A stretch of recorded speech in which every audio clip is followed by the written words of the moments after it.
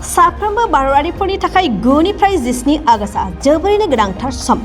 चंद्रयान-3 नि विक्रम लेंडारआ लासै लासै अखाफोरनि खाथिनिफ्राय खाथिसिनाव सौहैबाय। फैगौ 23 आगस्टआव चंद्रयान-3 नि विक्रम लेंडारआ अखाफोराव बाग्लायनायनि मिजिं दं। इन्डियान स्पेस रिसार्च अर्गेनाइजेशन सुंद'यै ISRO नि मासिगिरि एस सोमनाथआ बे गोनां बाथ्राखौ मिथिहोदों। गोबां कौटि कौटि रांनि बाजेटजों थांखि लानानै ISROआ नांथाब नाजानायनि गेजेरजों दायो चंद्रयान-3 नि विक्रम लेंडारखौ अखाफोरनि बेंखनाव थानाय अक्षआव दोननो हाबाय।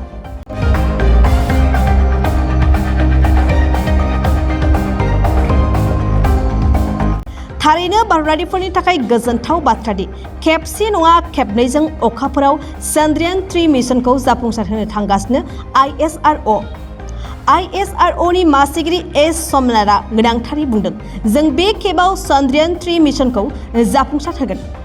मानोना विक्रम लेंडारआ दायो अखाफोरनि अक्षआव गिदिंखनगासिनो दं। दासिम अक्षआव हाबनानै विक्रम लेंडारआ अखाफोराव मोजाङैनो लेन्डिं जाहैगोन होननानै मिजिंथिनायखौ फोरमायदों।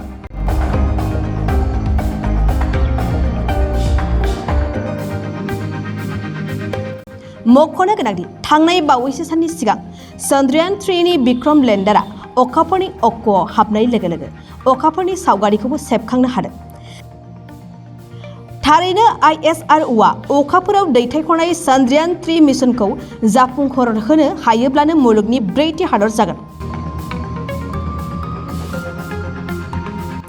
नाथाय ISRO नि जिंगासिनाया दासिम जोबनानै थाङाखै। फैगौ समाव चंद्रयान-3 नि विक्रम लेंडारखौ अखाफोराव सम्पद लेन्डिं खालामनो हागोन ना हाया बेखौ फैगौ समासो फोरमायगोन।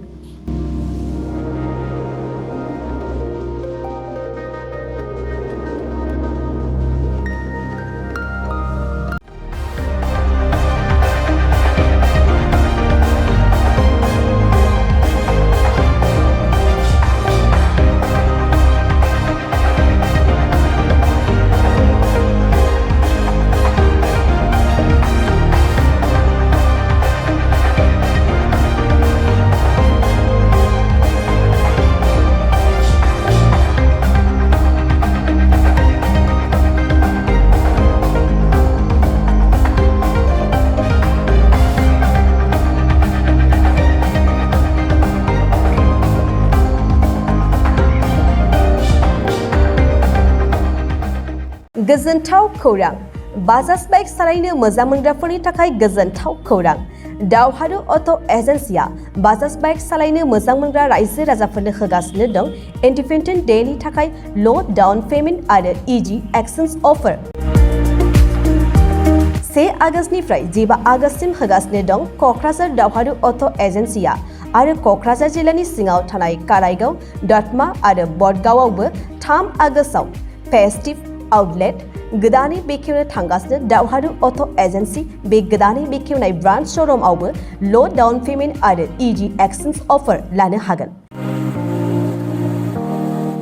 बाइक सालायनायाव हमनो थाखाय हेलमेट बेसेन लायालासे बाइगिरिया मोननो हागोन आरो सीट कभार्स। बेनि अनगायैबो जाय फाइनेन्स लागोन बिथाङा खम डाउन पेमेन्ट होनानै लानो हागोन। बायग्रा ग्राहक सुबुंफ्रा दावहारु अट' एजेन्सियाव बाजाज बाइकखौ बायनो सानोब्ला नैबे मबाइल नम्बर 8822018193 आरो 600003991187 आव थोंजों फोनांजाब खालामनो हागोन।